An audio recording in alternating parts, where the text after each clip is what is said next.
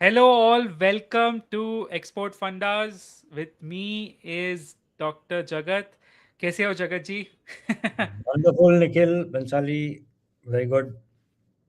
So, to everyone out there, very interesting discussion coming up today, which is the entire AI summit which has happened in India, what it means for all of us.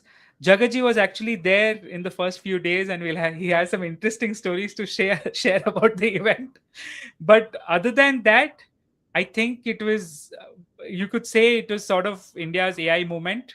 Uh, for all the things which is happening, China has been making a lot of pushes in AI. USA, of course, is leading the sort of entire push towards AI, and I think this would be sort of a mark on like India announcing that hey, we are also relevant in AI. So let's get started. The event was from Feb 16th to today. Today is the last day, and they are saying they may extend it by another day. So I'm still not sure about that. If it is getting extended, great. But it was held in Delhi, invited more than 100 countries. You had Anthropic CEO Sam Altman, OpenAI CEO, all of them present there. You had your Google CEO there, and all of them trying to sign deals, look at all of the AI innovation and startups going on. So let's break it down for you. Jagatji, let's start at the very first. How does it compare to a lot of other global summits you've attended and organized? So for anyone out there who doesn't know, Jagatji is the one behind Vibrant Gujarat, which is as all of you know, it's been one of Gujarat's flagship sort of summit. So Jagatji, please tell us how does it compare to all of the events you've attended in the past, and what was your experience like? Yeah, so Nikhil, thanks for taking up this topic because it's right now, talk of the, not only the talk of the town, it's talk of the world, right? So I would rate that very soon, this will be like the World Economic Forum of AI, right? So how that is positioned as an intellectual think tank, uh, it is going to take that shape because this is the first time anything like this of this scale has happened anywhere in the world. 250,000 visitors, 35,000 global registrations, and 500 startups, 500 sessions. So it's going to be a huge thing. And uh, you know Vibrant Gujarat started in 2003, but it was whenever anything is first, there are a lot of challenges. So this event also had a lot of challenges. It's always like that, but with every version it improves, and it's only going to scale. And the theme is very well connected to India's cultural history, like sarvajan hitai, sarvajan sukhai, that is welfare for all. This is our 10,000 year old tradition of vasudev kutumbakam, right? So that is sarvajan hitai and sarvajan sukhai. So how AI can impact common people for daily lives also, right? Because that is what is true India. Even today, 62% population of India lives in villages. So uh, how does a villager's life eh, impact through AI? So I always say in all your podcasts, Nikhil, that Sone ki Chidiya, Bharat was a Sone ki Chidiya, and how we can again be. This is perhaps, to me, in entire career of mine, one of the engines which perhaps is going to take us to that direction. And just to add, Nikhil, like 118 countries have participated in this. For a first one, I mean, it's really stupendous. And 20 heads of state, including Francis Macron and Brazil's Lula and UN Secretary General, and Sam Altman and Sundar Pichai and Anthropic Dario and Brad Smith, Microsoft, all of them were there. So it's really, I think for the first one, it's very good success. Superb. So you know, one of the things which we hear a lot, uh, something which Modi ji also has been trying to drive is the global South, right? And one of the things which even in the summit in a speech, and this has been the messaging from the Indian government about democratizing AI for developing nations as well. So what are some thoughts on that? Because that is it's exactly as per the theme. So what are some thoughts on what does that really look like? Yeah, so democratizing AI is exactly what I said. That how does it take to every person? Now, if you see our political uh, situation of India, then every citizen in India has a right to vote, right? And when we have election, everybody votes. In the same way, how can everybody take advantage of AI? Right, that is the democratization of AI. And the scale of India, we are now the largest populated country in the world, and the speed with which it should happen. And one very important thing when we talk of democratizing is that India is part of the free world. A lot of talk happens about China, and that China is ahead in tech and AI and a lot of other things. But I mean, the fundamental human principle, uh, whether it is a part of the free world, is still a question. So, as part of a free world, India really talks of democratizing everything it does. And if you see, so there is a very interesting approach to competitiveness, which is called triple helix of competitiveness, where there is a play between government, academia, and industry. And this is what we saw in this AI Global Summit in Delhi. The government playing a role by organizing it and creating the ecosystem and the enabler, and industry showcasing its strength, of 400 500 startups being there and many others. And academia also, you know some of the universities got a bad name for doing something which they should not have done. Right, but academia was there. Right, academia was there.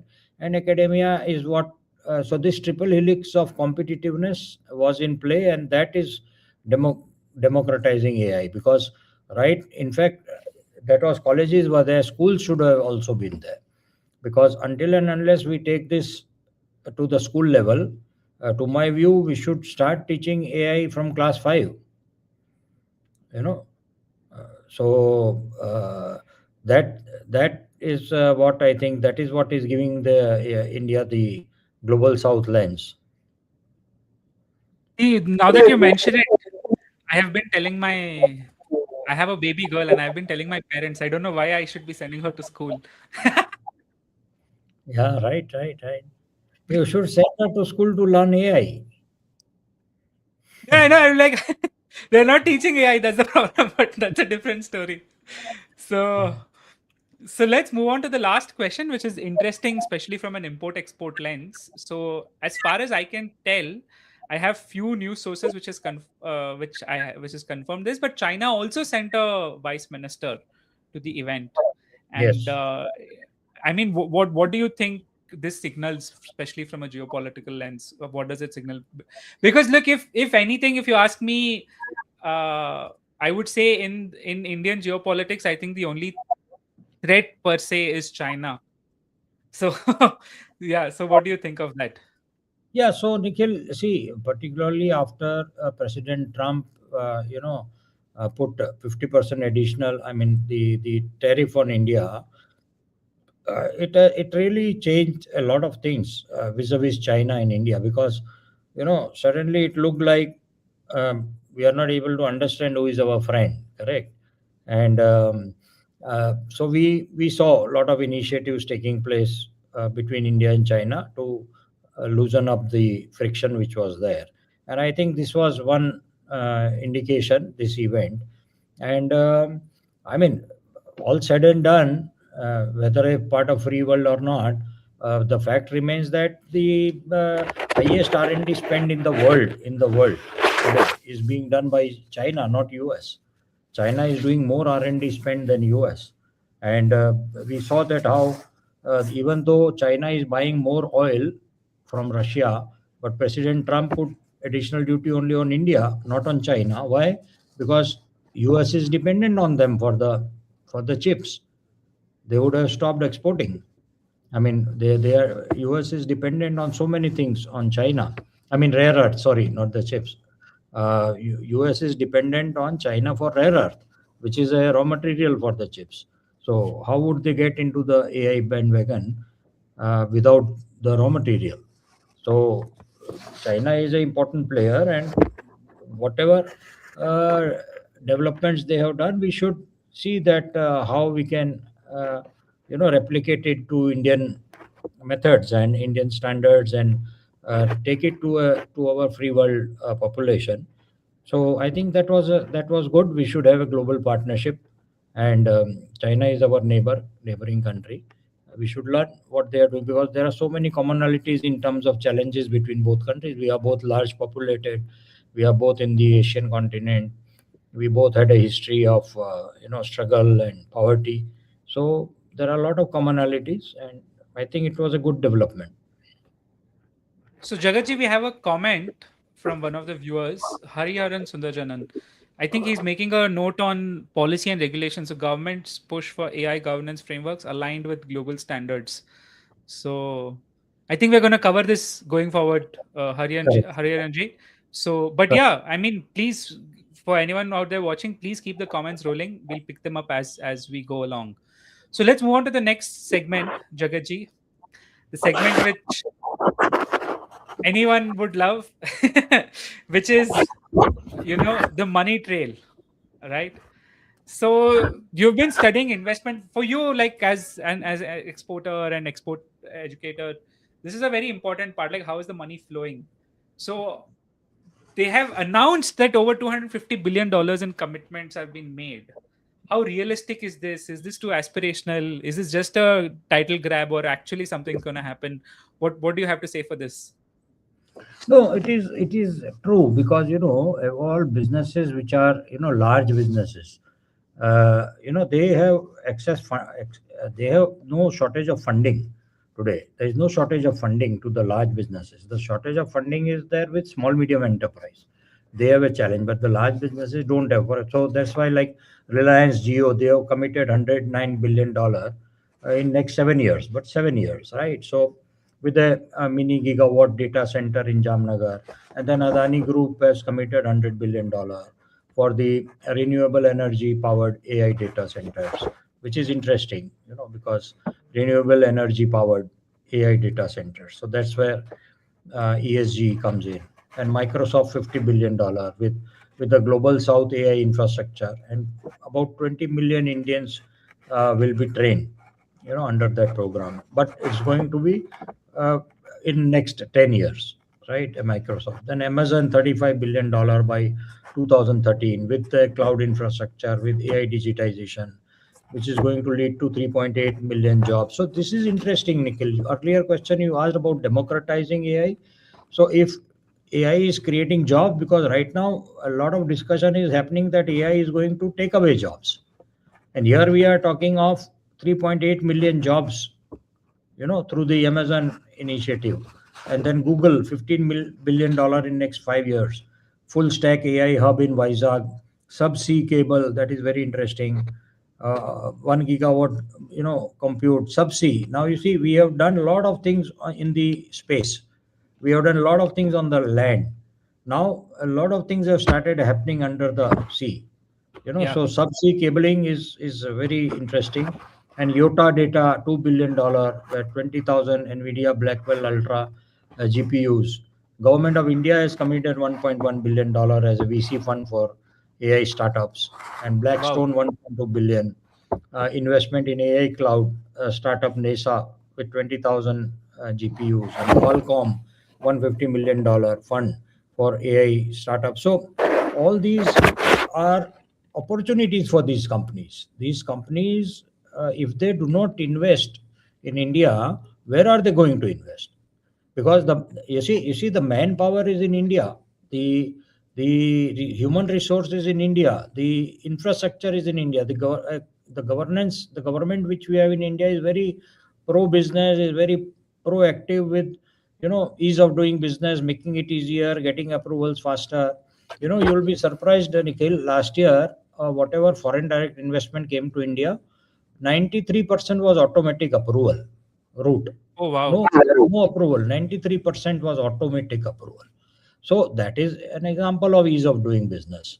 So the minister Vaishnav, he gave a statement that $200 billion in infrastructure commitments and $17 billion in VC funding. So these are uh, Jagatji, sorry, I think your notebook is creating some sound with the mic. So can you just keep it a bit away? yeah. Yeah, go ahead. Yeah, so these figures are something which is, I think, and see, end of the day, Nikhil, government is enabler. Government creates the ecosystem. It is for the private sector to take advantage. So Right. with speed, private sector is able to bring this money and do these things is a business decision. But announcement is Absolutely. the point. Exactly. So we have few more. We have one question which has popped up related to this topic, Jagatji. I'll take that right now. So Shobana says, Jagatji, how do we balance the immense opportunity to use our talent for advancing the tech that will benefit the world while making sure our youth is not is not exploited? Youth especially are not exploited. That's true. So Indian youth is smart. Today's Indian youth is very smart. It is very well connected. It knows what's happening in the world. It is digitally connected. 65% of India's population is below 35 years old, right? And 50% is below 25 years. They are all 100% digitally literate. Everybody has a smartphone, and they are smart enough to grab opportunity and not to be exploited. And that is the reason that India's exports in service sector particularly is marvelous, and we were the back office, but now we are coming into innovation, into the age of innovation from back office. So that is why I said we should start teaching from school, from class 5, you know so that is how they will be empowered. You, Nikhil, you know me, that I, in all my programs to the SMEs, I always say, make knowledge the raw material of your business. A machine tool manufacturing factory, for them metal is a raw material, for them components is a raw material, for them electricity is a raw material. How about knowledge as a raw material, right? So that is what students will have to do. That is what Indian youth are already doing. So I'm very confident Indian youth is going to take advantage of this. You see, first day 80,000 students visited AI Global Summit, Yeah, right? yeah. So we have an other question, Jagaji, somewhat related to this, related to the infrastructure spends. Hariharan says, how is METI prioritizing sovereign AI data centers, especially for trust critical sectors like gold supply chain? So Yeah, we are I covering that in the fourth section. yes, it's coming. Hariharan said it's coming, so continue watching. But I'm glad a lot of viewers are engaging. So guys, please keep your comments coming. I'll pick them up if there is relevance to the question immediately, or we'll pick them up at the end for sure. But let's continue. So the next sort of question is this, right? You mentioned about 200, $250 billion. How has this sort of compared to FDI flows in other sectors as well? Auto, pharma. Yeah, so there is no proper figure in terms of sectoral commitment, but we have the figure in terms of what was actually invested. So if you see total foreign direct investment to in India last year, 2025, was $81 billion, right? So $81 billion actually came in, right? And this $250 billion, what we are saying, is a commitment for over a period of 5, 7, 10 years by different companies. So that way, it is quite large, but spread over a period of time. Then, if you see like auto, pharma, textiles, in these and many other manufacturing sectors, $81 billion came last year. But that's the actual investment which came. So these are the commitments which have come. Superb. So let's move on to the next question. You touched upon this a little bit, but the Google Hub specifically talks about the subsea cables, right? So what does it mean for overall India's connectivity to global markets? Yeah, so exactly. So as I said, subsea is going to be a big thing now. Even IMEC, the IMEC project of India, Middle East, Europe connectivity is also about that partly. But we have done a lot of things on the space now. with a lot of satellite communications and Starlink and so many things and a lot of things on the earth. But you know now this subsea cable is something which is picking up big time, and it is going to give security. However, it's still a it's a challenge, because there was this under the sea pipeline of Russia going to Europe, which was bombarded. So Yeah. it got broken up. Mm, But so this is but these are something. cables. Yeah. Yeah, Yeah. right. That's true. That's true. But And so the so crazy part is they're trying to connect the Asia Pacific and Africa around the world with this cable, Jagatji, yeah, which is correct. Correct. crazy. It was in the Absolutely. Google's announcement. Yeah, Absolutely. No, no. High speed connectivity will be needed, because once we talk of AI and quantum computing and such things, then these infrastructure will play a critical role. absolutely. So let's move on to the last question, which is related to this topic, which is the Reliance, Ambani, and Adani have together committed over $200 billion in investments. So I mean that is them pretty much going all in. That's huge numbers. So how do you see this sort of translating to our competitiveness overall in the global markets? No, so Nikhil, this is I relate this to research and development. R&D. India was always and is always is even now. We are not spending too much money on R&D. A lot of these things, what commitments are being made, is also connected to R&D. I'll give you some figures. Last year, 2025, $600 billion was R&D spent by China. Of course, it's a state-run economy. State plays that role, understood, but $600 billion. And US was $475 billion. India's spend was $75 billion, which just 5 years back was 15 billion, 1 5. It My is God, growing, but still it's 75 compared to China. So these big companies, what you said, Reliance, Adani, $200 billion they have committed. Now these big companies will have to come forward with the R&D, and we will have to develop our own models and our own framework. So another very important thing will be that the speed of upskilling, like Shobna was asking a question, the speed of upskilling our youth has to be faster than the speed of AI development, and the whatever is going to the disruption. The speed of upskilling our youth has to be faster than the disruption which will be created by AI. So I right? think these large companies coming up and taking a step forward in this is a good sign of competitiveness. Absolutely. So let's move on to the next bit. We'll touch up a little bit on Modi ji. So Modi ji presented a very interesting vision Manav, right? And I mean, these kind of wordplays I definitely expect from Modi ji and his team. We always figure out the right phrasing, and Indian culture is such that we have some incredible sort of language to draw from. So, any thoughts on? Let's talk about this, right? So, design, develop, deliver to the world, right? How this sort of shift from make in India to this, like can so for knowledge exports, can you just touch upon this, Jagaji? Yeah, so design, and so I have put a short coin word to it, that is DDI, D2W, and D2H. That is design, develop in India, and deliver to the world, and deliver to humanity. Right. So in the beginning, I was telling you Vasudev Kutumbakam. That has been India's philosophy. All of us as children have grown up with that philosophy, everywhere. Right. So that is the difference with India. And this Manav vision, which our Honorable Prime Minister Modi has said, is M is moral and ethical systems. Yeah.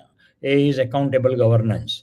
So governance is there in India, but accountability is still a challenge. We are seeing at many places. And N is national sovereignty. So whose data, whoever has the data, it's their right. That philosophy. And A is accessible and inclusive.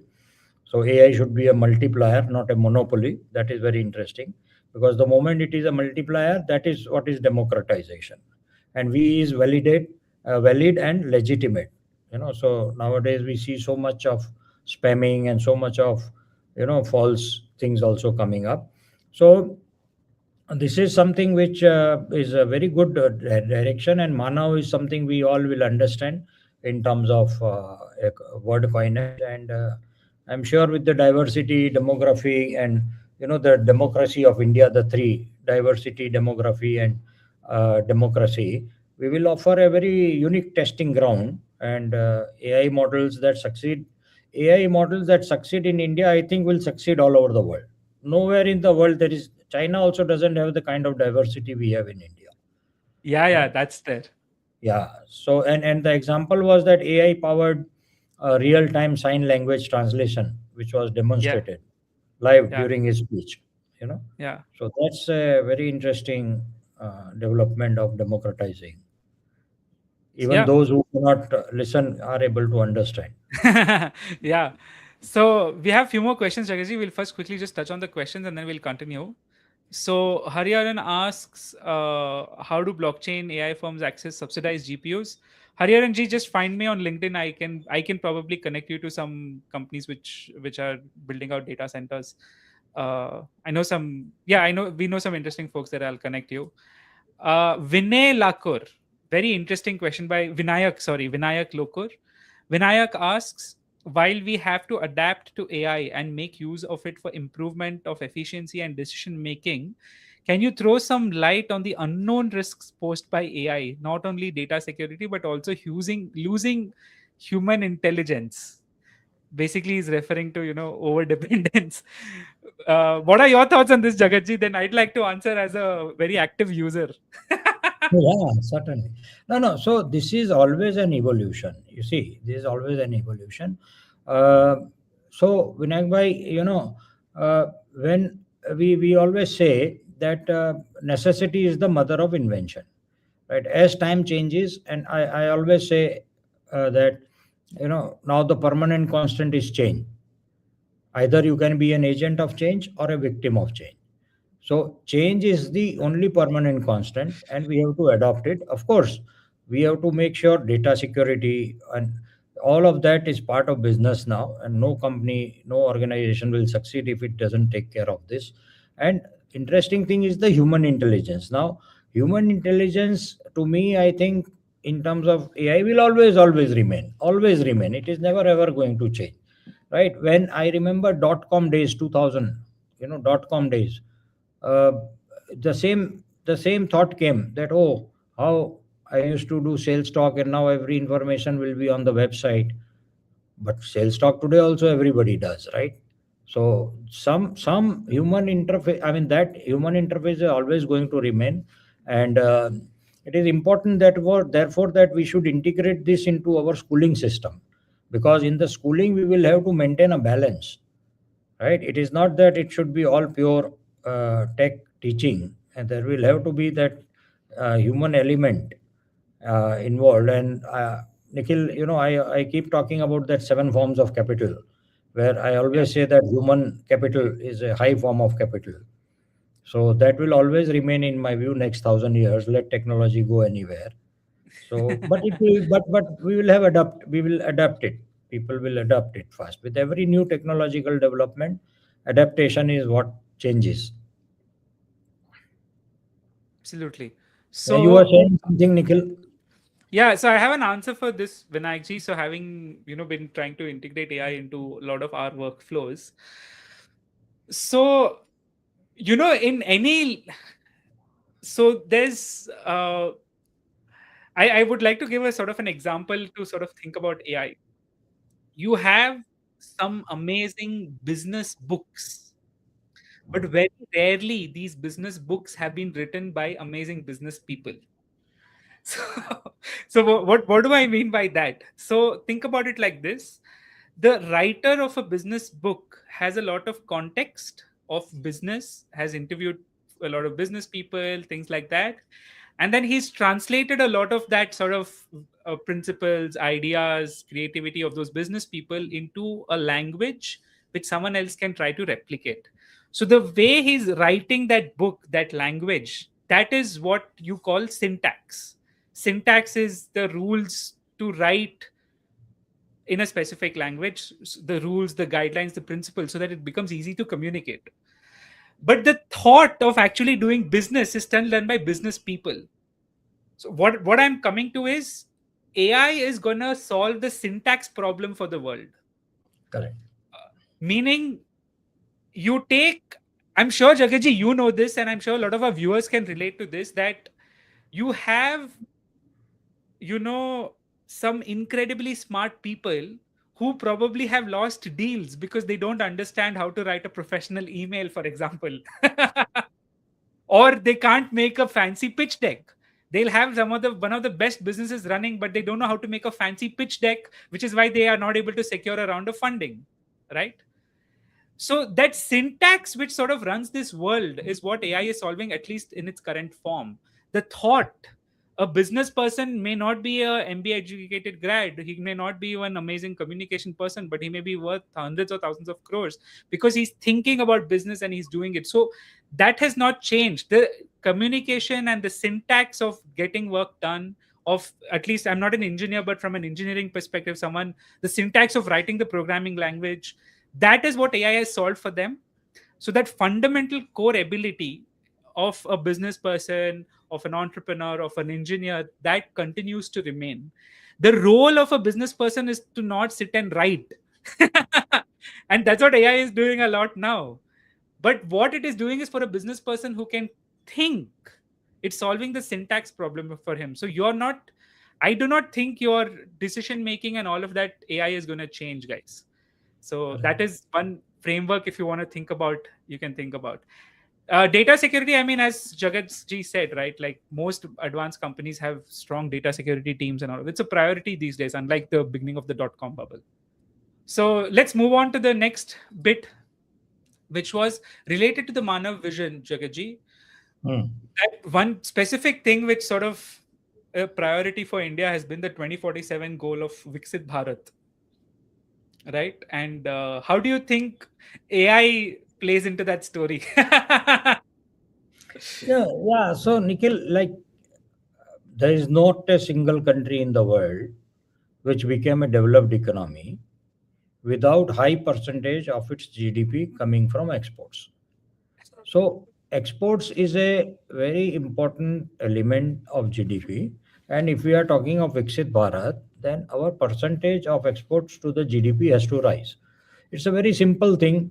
I mean, today India's economy is $4 trillion and the world economy is $112 trillion. So if we have to grow faster, will we grow in a 4 trillion Indian economy or a 108 trillion economy which is outside India?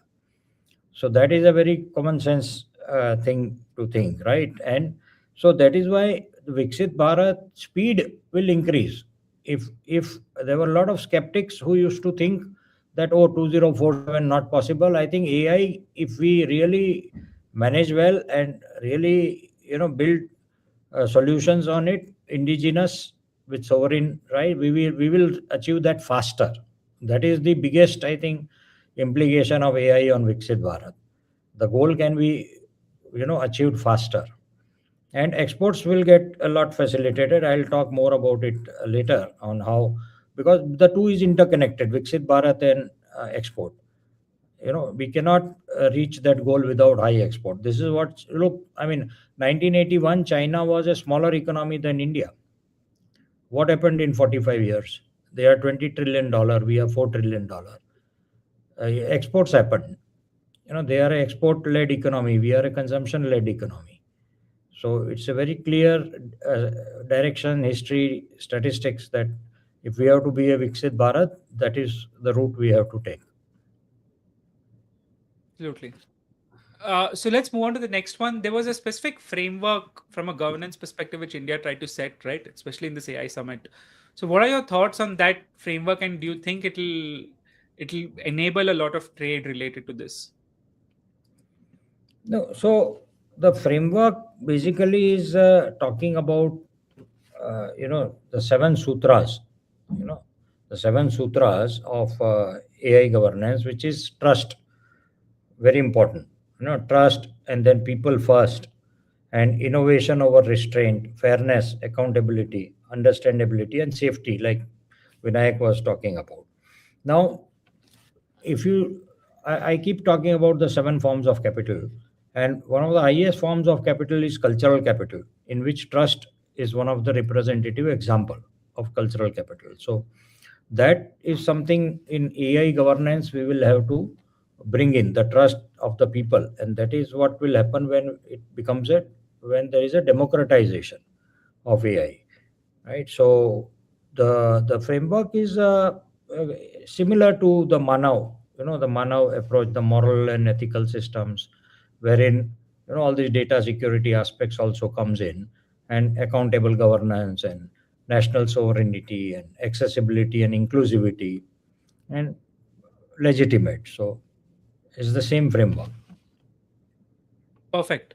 So let's move on to the next segment, uh, where we got into the export impact. Okay. So essentially, here, right, my question for you is this, Jagatji, which is you spoke about how we have to be an export led economy. And you've trained, I mean, thousands of companies overall, right?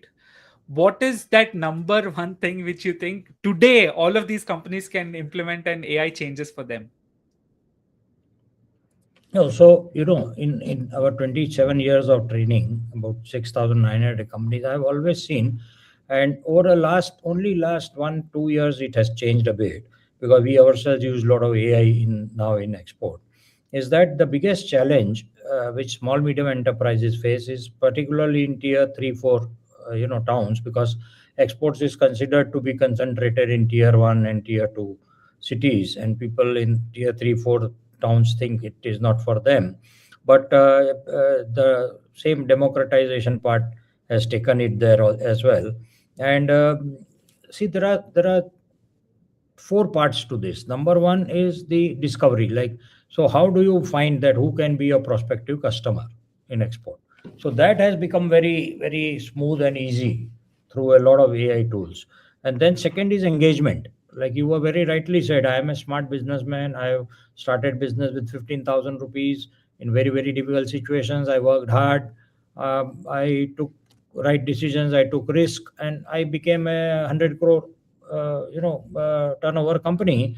But I still don't know how to write an email, right? So engagement, and I have staff, of course, but now so engagement with your prospective customers, a lot of AI has come in into that. And the third most interesting thing is the deal closing, right? Even in deal closing, so if you see chat gpt, it has got a personal negotiation assistant. Yeah, There is a yeah. person.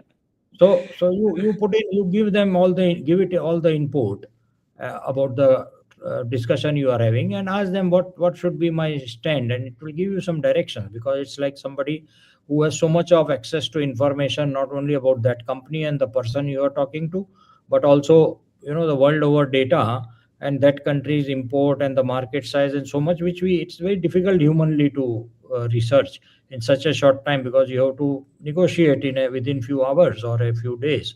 So that is the deal closing, and also then after sale service. So that all is becoming quite fast now, quite fast. Whatever this process, if it used to take 60 days, is today happening in say 15 days. So that is one reason why our export can grow, because that cycle is shortening, right? Right. So in short time we can do actually more now. Perfect. We have some controversial questions, Jagatji. Would you like to take them? Yeah, sure, why not? So Rajaramji says what? So I mean, I think he was typing very angrily, very fast. What is the use of talking about third largest economy, billions of dollars exports, Viksit Bharat? Where is AI helped reduce poverty, improve cleanliness, civic sense, hygiene, reduce population? There's so much neglect on basics. So Jagaji, you That's like? true. Would you like to answer? Huh? Yeah, it's true. It is true. He is right. Absolutely. That is what our country has come to, and it is. We are a democratic country. If we were not a democratic country, these things would have been fixed. China has fixed it. They would have China, forcibly fixed it. right? They have fixed it. Do we want that type of governance? So it is it is a lot of this is our own people. Who what is improved cleanliness? What is civic sense? What is hygiene? It is we. Yeah. What a shame that a prime minister of a country has to go to Red Fort and with folded hands appeal to the people that please keep the country clean. I mean, it's a self responsibility and action orientation. So, however, let me tell you now, I think over many, many years, 60, 65, 70 years, we have been working on a thought process that wealth will trickle down. Wealth will trickle down. It has not happened. So the only way, what Rajaram has mentioned, is to raise the floor. If wealth will not trickle down, raise the floor. Right? So that is something, and initiatives like Swachh Bharat and the Digital India and Skill India, and these are, and it takes time. It takes time in a democratic country like India. If we were China, we would have done that fast. But that is what we have to talk. Do we want that type of governance? Do we, we are part of the free world and we are very, very proud to be. But yes, what he's saying is absolutely true, and but it's going to take time. And AI actually perhaps may make this process faster. May Yeah. make this process faster. Just take example of say 30 years back. Not many IT grads of India used to go to all over the world, US, Canada, Australia, and contribute in that. Today, Sundar Pichai or all these tech CEOs years back they went after studying in India, right? And how they have transformed, those companies and those businesses and their own lives. So it takes time. It will take time, but I'm confident. Uh, uh, People, because see, understand, at the end of the day a business is something which can solve the pain point of society, and all this what is mentioned is a pain point of our society. So Right. somebody smart enough will come out with solutions and work on those Yeah. directions. Yeah. So I mean, yeah, that's a wonderful answer. Uh, uh, sh- yeah, we have another question from Rajaram sir. He asks, "Where has AI helped in innovation?" So this is, I mean, Jagaji, would you like to want to take this? Maybe I can add on after you Yeah, yeah, sort no, of. no, you say, I will add. So Rajaramji, so one of your previous comments was also this that I'm not making sense about how does a case study and what professor says relate to innovation or relate to business. So the idea here is this: AI is essentially one of the most powerful tool which has been handed to humanity, like the way the smartphone or the computer was a few years back. So where AI has helped in innovation, that's a problem for me and you to solve. How can we as business people leverage this to solve this problem and to innovate? And innovation is always going to come through problem solving, right? So I would urge you to figure out, please leverage AI and try to solve some problems. That's what even I am trying to do on a regular basis. And the fact that this tool is now available to all of us, and now the smart business people who can figure out how to use this tool to solve problems and actually trigger innovation, that is what I'm trying to refer to. So despite AI being so powerful, it's still the people, the business people, who will have to find problems to solve. So I mean, Jagaji, anything you want to add here? Yeah, so Nikhil, the thing is that, see, you know, understand, innovation is nothing but solving pain point of society. Okay, so if you see design thinking, there is approach of design thinking for years, right? Where if there is a pain point of society, you identify, and then you ideate with a lot of people. You come out with some ideas, you prototype that ideas, then you test that idea on the people. Now that process used to take a long time. Now, for Yes. example, to be able to speak to a lot of people at the same time and understand that what is the view of the people on this pain point can become very faster through AI tools. So innovation can happen faster if you use a design thinking approach, or otherwise generally innovation is also a gut feel, but primarily it comes out from the pain point of the society, right? Right. Rajaram sir, I hope that answers your question. Uh, so Shobna ma'am has a question related to sectors. Shobna ma'am will cover this in this particular section. Uh, we have the next section where we're covering sectoral impacts, but right now I have another point I want to cover with Jagaji, which was, the sort of framework for SME exports or empowering SME exports with AI. Jagaji, you mentioned some ideas which a lot of SMEs can use right now? Anything you have seen on the ground? Any SMEs which are actually make where AI has made a difference for them? Very few, Very few. very, Oh, very so extremely, that, yeah, because people don't have people still do not have full understanding of this. It is still to the world of tech guys, it is understood, but to the world of business community, particularly small medium enterprise, it is still a buzzword. It is still something, don't know what it is. So application is very low. In my understanding, hardly 1%, not even that, small medium right. enterprise in India would have put this into use. See, a lot of people tell me, yeah, I do a lot of search on chat GPT. Now that's not use of AI. Yeah, yeah, that yeah. that is very, very small percentage. So that is why education is very must. And there has to be that's why I keep telling, make knowledge the raw material of your business. And there are a lot of programs, free programs. There are a lot of training modules. YouTube has a lot of good videos.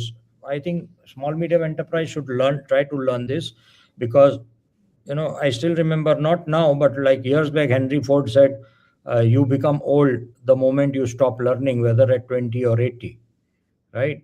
So there is no age. Many people say, oh, I'm 60 now, I know need not need learn this. It's not like that. Earlier, change used to take long time to happen, 10 years, so we had time to adjust. Now change happens very fast, so we will have Yeah, to yeah, learn. absolutely. It is very simple, and there are more tools to learn today, right? So Absolutely.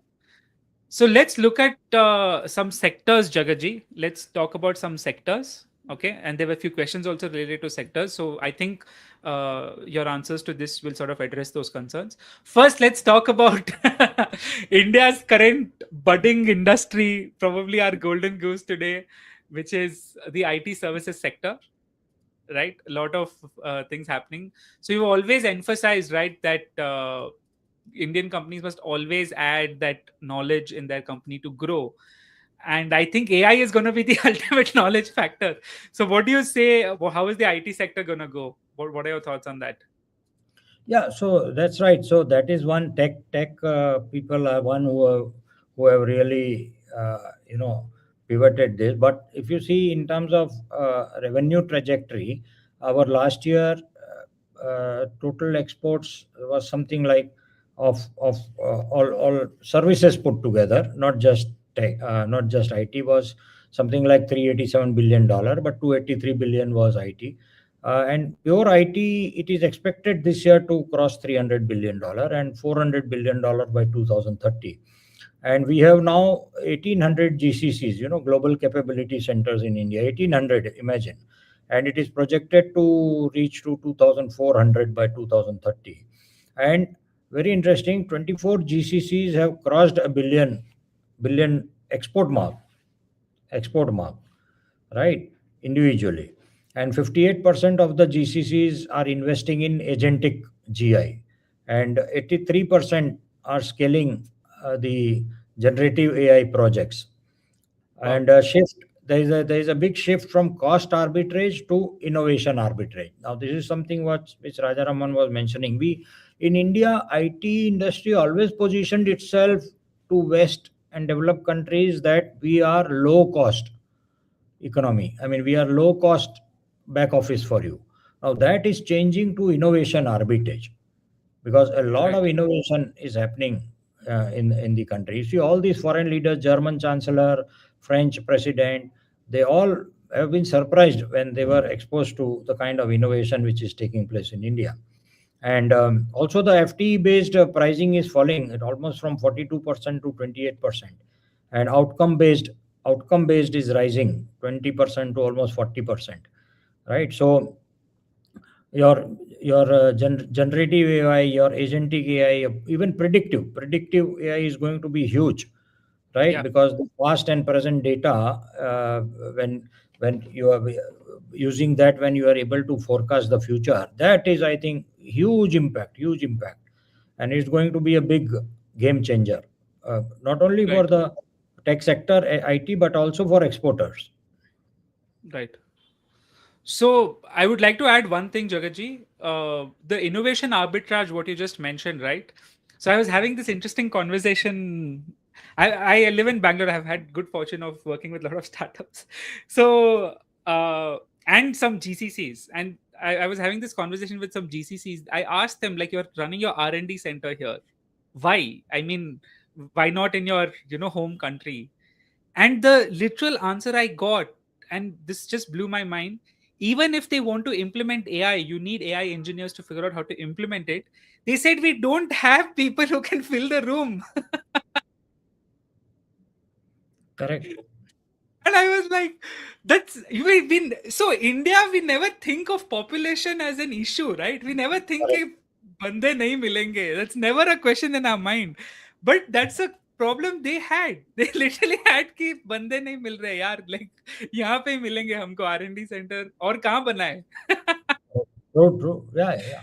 In fact, Nikhil, the European Union Free Trade Agreement, which has been signed by India, one of the foundation of that is the human flow, which will happen, manpower flow from India to Europe. Last Right. year, the minister of trade in Germany was saying that last year Germany had a shortage of 85,000 engineers, Yeah. and Yeah. then some of the companies had to close down because they did not have manpower. So Right. it's very right what you said. And guys, I'm not just talking about your unskilled labor. I'm talking about the absolute top skilled labor on the absolute top, the highest paying sort of skills. Even if you're ready to pay top dollars, you can't fill the room. So you can imagine. But yeah, moving on to the next sector, Jagaji, which is pharmaceuticals. So we had a question in the comments as well about healthcare and pharmaceuticals, right? Any thoughts on how AI will impact healthcare, early diagnosis? And you can sort of pair it with what we wanted to cover, which was the pharmaceutical sector. What is the impact it will have on exports? Because pharma export is a major market for India. Yeah, so I think to me personally, pharma is a benchmark for India. It's a benchmark of competitiveness. See, anything which is consumed by human, it has to have the top quality. It has to be the best quality. And every country has such stringent rules of say FDA in their country, and we are leading there. Our third or fourth highest export from India is pharma. 120 pharma manufacturing companies are owned by companies in India, in US, right? So India's pharma export has now touched almost $30 billion, and 85% of the biopharma executives have active AI investment. They have an active AI investment. 85,000, sorry, 85% of the biopharm executives, and AI platforms are enabling virtual screening of millions of compounds. See, how is it that it used to take 10 years for multinational companies to come out with a vaccine? And how is it that it took 1 year for us to come out with a COVID vaccine and a good vaccine at that, Yeah. right? Yeah. So we said necessity is the mother of invention, and we proved in those times. And I'm sure at that time, if the kind of AI we are talking today, if it was there, we would have come out with the COVID vaccine in 3 months, maybe. Right. Not even a year.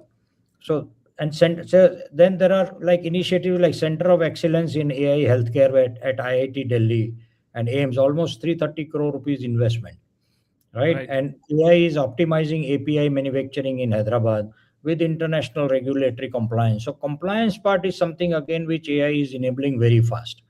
And even we have such large population. If you see the hospitals in our country, we treat so many people, and that is all. A lot of hospitals are now recording it and then converting it into data, and people are, based on analysis of data, they are, even without being physically present, like a remote, like a remote advisory, people are able to even operate, right? So that is based on a lot of data. And so that way, healthcare is going to be a huge impact. And research, even research, see, when it takes so much time for these compound molecules for us to analyze, but the research can become so fast by by using these AI tech. In fact, I'd like to add one more thing here. A lot of these pharma companies, specifically, there's pharmacovigilance, where once a drug is deployed, to check the effectiveness of the drug requires a lot of data input and data analysis, and all of these sort of activities are like this now with AI. So, Right. please keep that in mind. So let's move on to the next industry. So Shobna ji, I hope that answers your question. If you have a follow up, you can ask. We'll pick them up. Let's move on to the next sector, Jagatji, which is textile and handicrafts. This is a sector where you personally have done a lot of work, right? So can you tell us, in this context, some of the examples you've done, and if you were doing that project today with AI, how you would have done it differently? Hmm. Yeah. In fact, in all my programs, I always say that when India was Sone ki chidiya, that time industrial revolution was not there. There was no electricity, but we were exporting. But we were exporting.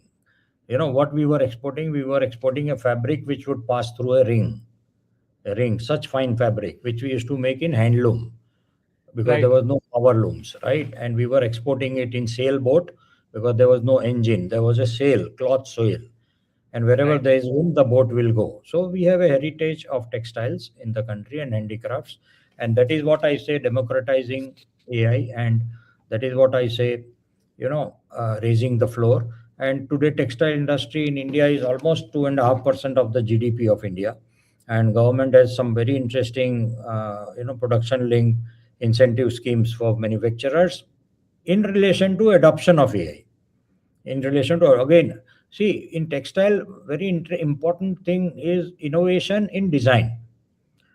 The design part of textile is, if you see 10 people right now outside your office, all 10 clothing will be different, right? So the design part and the predictability of the design, that next season what should be the fashion, what should be the color, what should be the design, will come. AI is helping that in a big way, right?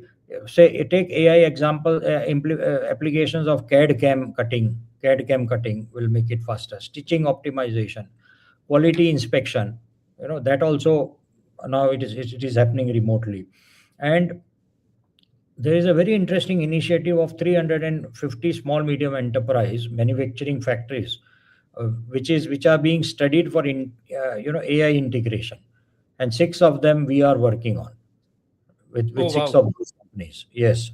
So the and you asked something interesting about, I think 2005 we implemented a United Nations Industrial Development Organization UNIDO project in Chanderi silk cluster, and at that time we had a big struggle because all this tech was not there, and Chanderi silk used to be only a sari. And we were talking of export. Now, how much saris can you export, right? I mean, how many people outside India wear sari, and even Indians don't wear. So we had to then spend really a lot of time in research, and then came out with things like curtains and pillow covers and bed sheets, and a lot of those things. But I'm very sure, and today in textile, if you see, there is a very prominent designer in US called Sherry Hill, and the way she is using predictive AI to predict the designs in a situation if she is no more, by just putting all her past designs, predictive AI, into a platform and into a agent, and saying that how my mind has changed and how I have been designing over the 30 years, and if I'm no more next year, how I will design, and 2 years from now, we generally say amar ho jana. It's not possible amar ho jana. Now this is amar, no? Even if the person is no more, her business continues, her designs continue. Yeah, yeah, So absolutely. very interesting application in textiles. Right. So I'd like to pick up a question before we go to the next one. It's a bit of a technical question. So Hariharan asks, I mean, I think there's three or four questions in this one question. So first, I read up on this question, Jagatji, because there were four questions underneath. So I'll just pick up questions one by one. So your first question was related to GPU access, right? You wanted to know blockchain and AI startups, how can they leverage GPUs? Is there some kind of subsidy or something like that available? So Jagaji, would you want to take this? I know this because I have a friend who's Yeah, part of please a go company. ahead. Go ahead. So, Hariyaran, right now, today, you can get. India does not have a PPP model with a lot of these companies. However, government has given direct subsidy to them from a data center perspective or compute perspective. They'll give you at a discounted rate. So companies like Yota, E2E Networks, even Tata, they have set up AI data centers. Today, you can leverage their GPUs at a discounted rates. If you want to connect, I can connect one specific company to you. Just send me a DM on LinkedIn. I'll get you introduced and I'll connect you to them. Next, you ask about commodities prioritization and blockchain integration. For these two, there's no official policies announced. So keep that in mind. You asked about data localization. So look, India has a very strict data localization policy, which is why Geo and all these guys are. I mean, why did Microsoft have to partner with Geo? Why did they have to? Why did Nvidia have to partner with L&T to set up a data center? Because of the data localization norms, India is encouraging this. And then the last question was related to funding. So this Jagaji just announced in the beginning of the sort of podcast, just for AI, they have announced an additional $1.1 billion. And apart from that, you have your startup funding of about 20,000 crores, 10,000 crores, which you can access even today. So very technical question. Jagaji, anything you want to add here?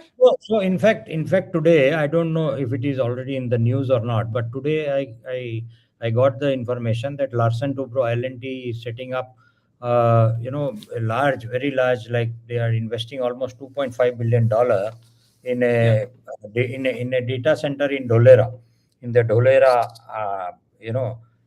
SIR, which is a hyperscale 250 MW data center. So right.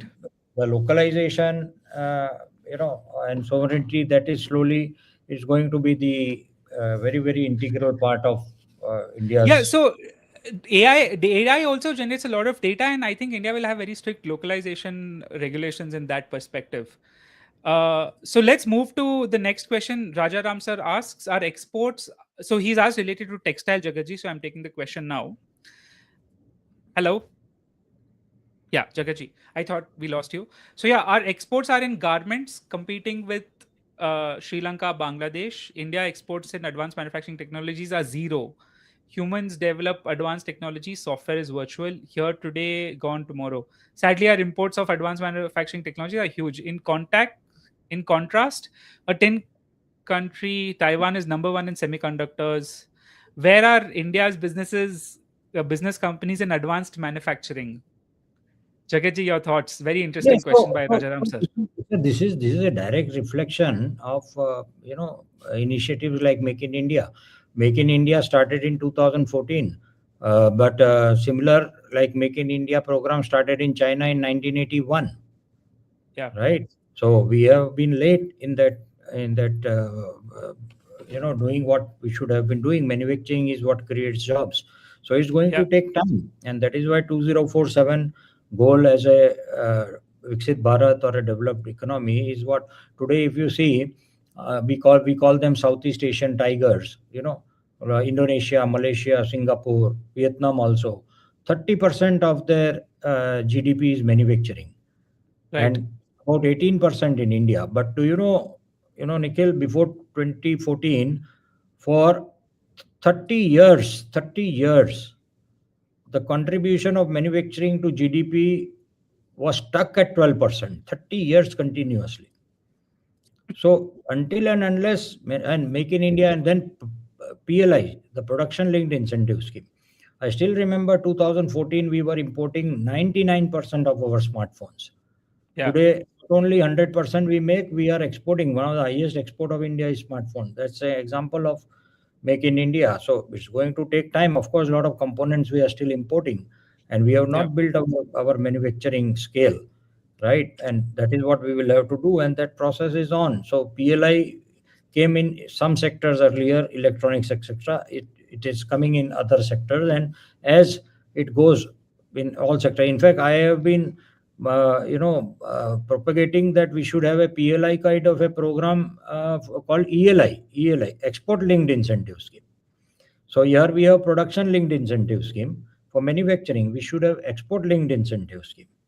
So that will motivate, and manufacturing as a percentage of GDP, if we reach 25%, that is where we should have been by now. So it's a challenge. Yeah, yeah, I you've think rightly identified the issue. I wish. Yeah. I think Nikhil will take questions in end, because I have to run to one more event. But let us finish So Jagat our. sir, let's do this because there's a lot of sections still pending. Let's Hmm. continue this live stream again tomorrow. Yes, But yes, yes. thank you all. I mean, we did not expect so many questions for AI to come in, so I'm glad this happened. We have a lot more prepared for this, and with today's news as well, we'll incorporate them and we'll continue. And yeah, see you all tomorrow. Do subscribe and stay tuned. Or tomorrow, or we'll give an update on the channel or on Jagat sir's profile. So we'll let you know the next time slot. But thank you all so much. We'll connect with you again in our next episode. Bye all. Thank you, Nikhil. Wonderful speaking to you. Bye. Thank you, everyone. Bye.